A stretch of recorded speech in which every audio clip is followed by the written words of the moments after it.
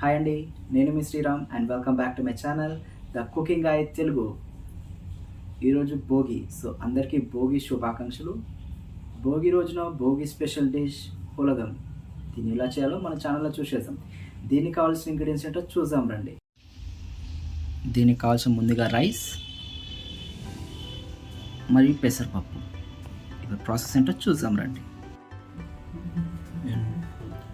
ముందుగా pan heat చేసుకొని మనం పెసర్లో వేయించుకోవాలండి, ఆయిల్ లేకుండా.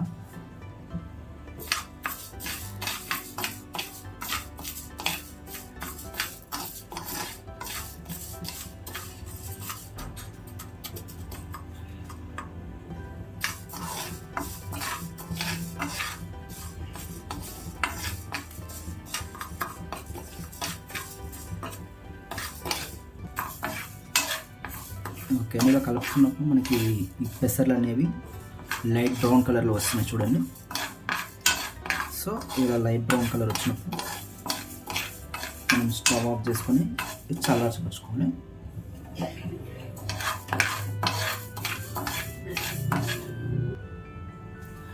ఓకే అండి, ఇప్పుడు పప్పుని నేను చల్లార్చపరుచుకున్నాను. నేను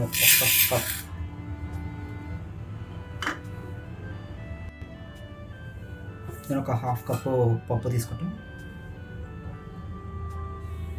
ఒక 1.5 కప్పు బియ్యం తీసుకున్నానండి. ఏదైనా క్వాంటిటీ ఎలా ఉండాలంటే 1:3 రేషియో. అంటే 1 కప్పు పప్పు తీసుకున్నాం, 3 కప్పులు బియ్యం తీసుకోవాలి. అలా ఇప్పుడు మనం దీన్ని 2 సార్లు కడిగేసుకుందాం.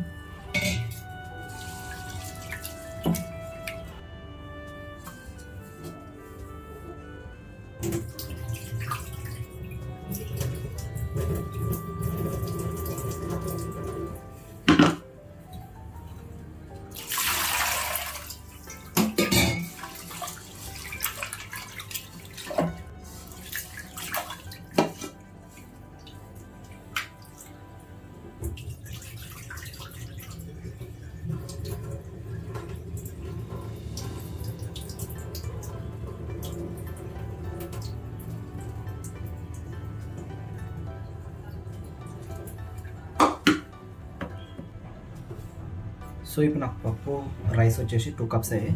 సో నేను 4 కప్స్ వాటర్ పోసుకుంటాను. ఎప్పుడైనా వాటర్ ఎలా తీసుకోవాలంటే డబల్ తీసుకోవాలి. ఇప్పుడు మీకు పప్పు బియ్యం కలిపి 3 కప్పులు అయితే 6 కప్పుల వాటర్ పోసుకోవాలి.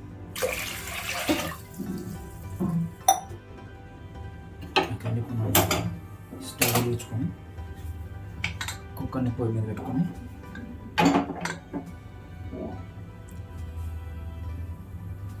రైస్ ఉడికాక స్టవ్ ఆఫ్ చేసుకుంటే అయిపోతుంది. ఓకే అండి, రెడీ అయిపోయింది. చూసాం.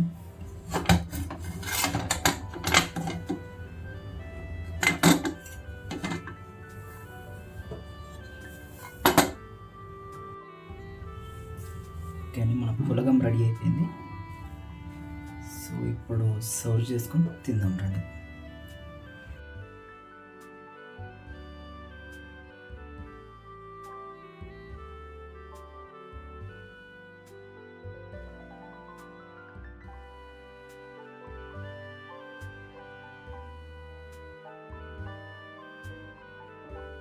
పులగం రెడీ అయిపోయిందండి.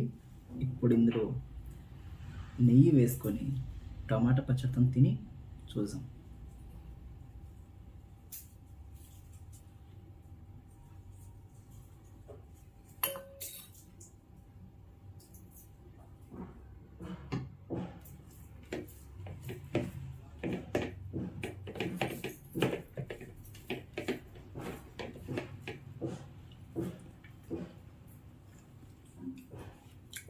నిజంగా అవసరం ఉందండి, మీరు కూడా తప్పకుండా ట్రై చేయండి.